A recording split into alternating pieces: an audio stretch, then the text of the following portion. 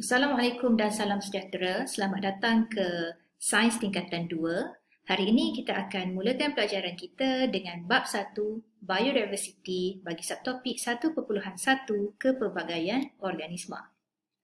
Okey, sebelum kita teruskan pembelajaran kita, kita hendaklah tahu apa yang kita akan belajar pada hari ini. Yang pertama, kita akan belajar untuk menghuraikan dan berkomunikasi mengenai biodiversity. Seterusnya, kita juga akan belajar untuk mewajarkan keperluan pengurusan biodiversity yang berkesan. Apakah yang dimaksudkan dengan biodiversity? Negara kita Malaysia sangat kaya dengan biodiversity. Dan kita juga tahu bahawa biodiversity sebenarnya berasal daripada dua patah perkataan, iaitu perkataan pertama adalah bio. Bio bermaksud benda hidup. Diversity pula membawa maksud pelbagai. Maka, biodiversity merujuk kepada kepelbagaian organisma yang merangkumi mikroorganisma, haiwan dan juga tumbuhan.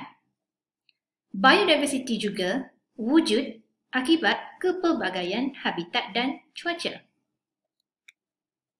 Seperti yang anda dapat lihat pada gambar ini, gambar yang pertama menunjukkan seekor unta. Ya, pada seekor unta memiliki bonggol. Apakah fungsi bonggol berkenaan? Kita tahu bahawa unta memiliki bonggol untuk menyimpan makanan dan juga air. Kerana unta hidup di kawasan yang kering dan tandus seperti padang pasir. Gambar yang kedua menunjukkan penguin. Penguin tinggal di kawasan kutub. Oleh itu, biasanya penguin akan memiliki lapisan lemak dan bulu yang tebal bagi mengelakkan kehilangan haba dari badannya. Gambar seterusnya menunjukkan sejenis tumbuhan, iaitu kaktus. Seperti yang kita tahu, kaktus hidup ataupun tumbuh di kawasan gurun dan padang pasir. Kaktus tidak memiliki daun seperti kebanyakan pokok-pokok yang lain, tetapi daun kaktus berbentuk seperti duri untuk meminimumkan kehilangan air. Jadi sekarang mari kita lihat kepentingan biodiversity kepada kehidupan kita. Pertama, ia penting bagi bidang perubatan. Kedua, ia juga penting sebagai sumber makanan. Ketiga, ia juga penting dalam bidang pendidikan.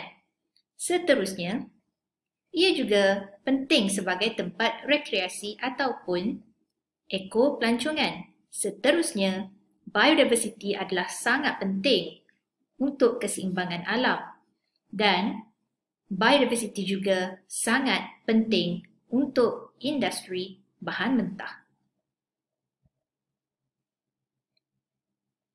Okay, seperti yang dapat kita lihat dekat sini dan anda juga boleh baca bahawa sumber makanan adalah sangat penting bagi manusia. Haiwan dan tumbuhan dapat membekalkan pelbagai sumber makanan kepada manusia. Anda sebagai rakyat Malaysia makan nasi setiap hari kan? Jadi nasi itu adalah datang dari sumber tumbuhan. Seterusnya di sini kita juga dapat lihat kepentingan biodiversity dalam keseimbangan alam. Kitar nutrien, pendebungaan dan interaksi antara organisma mewujudkan keseimbangan alam. Contohnya dekat sini kita dapat lihat adalah haiwan lebah. Kita tahu bahawa lebah adalah ejen pendebungaan yang membantu menyebarkan butir debunga. Okey, seterusnya, biodiversity juga berperanan untuk memberikan kepada kita tempat-tempat yang menarik yang boleh dijadikan sebagai tempat rekreasi ataupun yang kita biasa sebut sebagai kawasan ekopelancongan. Apakah kawasan ekopelancongan di kawasan anda? Okey, seterusnya, tumbuhan herba biasanya digunakan secara meluas dalam pembuatan ubat-ubatan dan kosmetik. Kayu balak, buluh dan rotan ialah contoh hasil hutan yang digunakan untuk membuat alat muzik, perabot serta membina bangunan. Okey, dan tumbuhan herba yang terdapat di sekitar hutan digunakan secara meluas dalam bidang perubatan dan juga kosmetik. Okey, sekarang kita lihat pengurusan biodiversiti yang berkesan.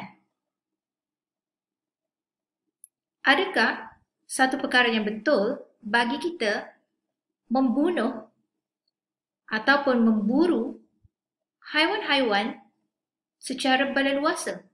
Boleh tak kita tebang pokok sesuka hati? Semestinya tak boleh. Maka kita sebagai manusia mestilah menguruskan biodiversiti ini dengan cara yang sebaik mungkin. Okey, pertama apa yang kita boleh lakukan adalah kita boleh mengharamkan pembunuhan atau pemerdagangan haiwan dan juga tumbuhan yang endemik. Apa yang dimaksudkan dengan endemik? Endemik membawa maksud sesuatu tumbuhan ataupun haiwan yang hanya boleh dijumpai di kawasan itu sahaja. Kita ambil contoh yang paling mudah. Contohnya seperti harimau Melaya.